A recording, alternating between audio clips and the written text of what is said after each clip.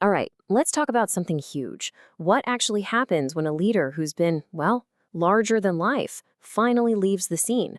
You know the type, someone who has just dominated everything. How does a democracy even begin to pick up the pieces and heal? So, when a leader like that is gone, how does a democracy really recover? And look, this is such a critical question, right? Because we're not just talking about swapping one person for another. It's about a total vibe shift, a complete change in the political atmosphere. And you might be surprised to learn that the path back to normal, well, it's not what you'd think. Okay, so when that era ends, a society is basically at a crossroads. You've got two main paths. The easy path, the one most often taken, just find a new hero, replace the old myth with a shiny new one. But then there's the harder path, the one that's actually more effective. And that's about shrinking the whole idea of what power is. So you don't even need a political savior to begin with. So let's talk about that first path, because it's a trap, a savior trap to be exact. It feels like you're moving forward, you know? It feels like progress. But really, you're just stuck in a loop, keeping all the same old problems right where they were. Let's dig into why that is. At the heart of this trap is something called moral substitution. It's a fancy term, but the idea is simple. You swap out one leader for another, you trade old certainties for new ones, but the emotional structure of your politics, that stays exactly the same. You're still focused on one all-powerful individual. It's like slapping a new coat of paint on a house with a cracked foundation. Looks better, but it's not fixed. And this quote right here, man, it just nails it. Democracy does not heal by changing whom it worships. It heals by reducing the need to worship at all. I mean, think about that. As long as the whole system is set up to worship someone, it's always going to be fragile. The real fix isn't finding a new person to put on the pedestal. It's about making the pedestal itself small. Okay, so if the savior trap is the problem, what's the solution? How do you actually get out of that cycle?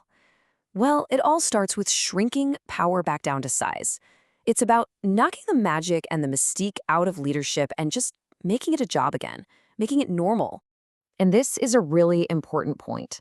The goal here isn't revenge. It's not about humiliating the old leader or their fans. No, the real work of getting better is way quieter, way more, well, boring. It's all about bringing back those dull, everyday routines that make a government actually function. So what does that actually look like? Well, press conferences go back to being regular, kind of predictable updates, not big performative rallies. Debates in parliament, they actually start to have consequences again. And big policy decisions, they go back to committees, not just handed down from on high. Little by little, the institution itself, the system, starts to matter more than any one person. This brings us to the next really big piece of the puzzle, accountability. After a leader like this leaves, you can bet there are going to be calls for justice. But how a democracy deals with that is everything. It can either help heal the country, or it can just rip open a whole new set of wounds. And again, you've got two roads you can go down. On one side, you've got spectacular justice, the big, dramatic show trials. It feels great in the moment, right? It scratches that itch for revenge, but it often just makes everyone angrier and more divided. Then you've got the other option, boring accountability. It's slow, it's all about process, it's based on evidence, not emotion. It's not going to make for great TV, but it's a thing that actually puts society back on solid ground. Yeah, so the key takeaway here is that true accountability doesn't look like a season finale of a TV show. It looks like paperwork. It's audits, official judgments, long reports, and public records. That's the stuff. These are the real tools that bring back balance, and they do it without turning justice into just another political weapon. All right, but what about the people? Because this isn't just about government buildings and procedures. It's about the millions of citizens who supported that leader, whose whole identity might have been wrapped up in them. How do you deal with that? Okay, so here's an idea that might sound a little weird at first. The fastest way to heal is to let supporters disengage without feeling shamed. Think about it. If you try to force people to publicly say, I was wrong, or make them surrender, what happens? They just dig in their heels. It backfires, and they end up holding on to their beliefs even tighter. So, what's required isn't some big public confession or a symbolic surrender. That's not the goal. What is required is creating a dignified exit ramp. You have to let people just quietly walk away. You let the belief fade on its own instead of trying to crush it in some big public fight. It's about giving people an off-ramp, not drawing another battle line. Okay, so let's put this all together. We've talked about institutional routine, boring accountability, and letting people quietly disengage. It all leads to this one kind of powerful conclusion. When it comes to a healthy democracy, maybe, just maybe, boring is beautiful.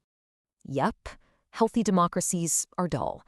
I mean, politics isn't supposed to be your daily soap opera, a constant source of drama and emotional whiplash.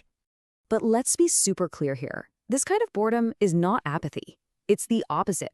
It's a sign of stability. It's what happens when the system is actually working and you don't feel like the entire fate of the country is riding on one person's mood every single morning.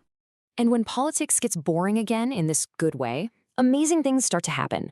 Power loses its mystique, people stop feeling like they have to perform their loyalty 24/7, and devotion gets replaced by actual participation. That right there is what a mature democracy looks like. And this quote really ties it all together. Democracies survive not by producing better myths, but by reducing the need for myth altogether. The point isn't to find a better superhero, the point is to build a system that's so strong and so reliable that you don't need superheroes in the first place. So when it's all said and done, what's the final verdict on a leader's time in power? How should we judge their era? Maybe we've been looking at it all wrong. Maybe the final judgment isn't really about the leader at all. And that brings us to our final thought, and it's a big one. History does not punish leaders for ambition. It judges societies for mistaking belief for governance. Wow. I mean, leaders are always going to be ambitious. That's a given.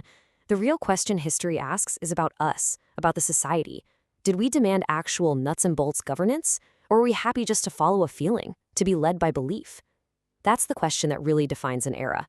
And it's a question that every single one of us has a hand in answering.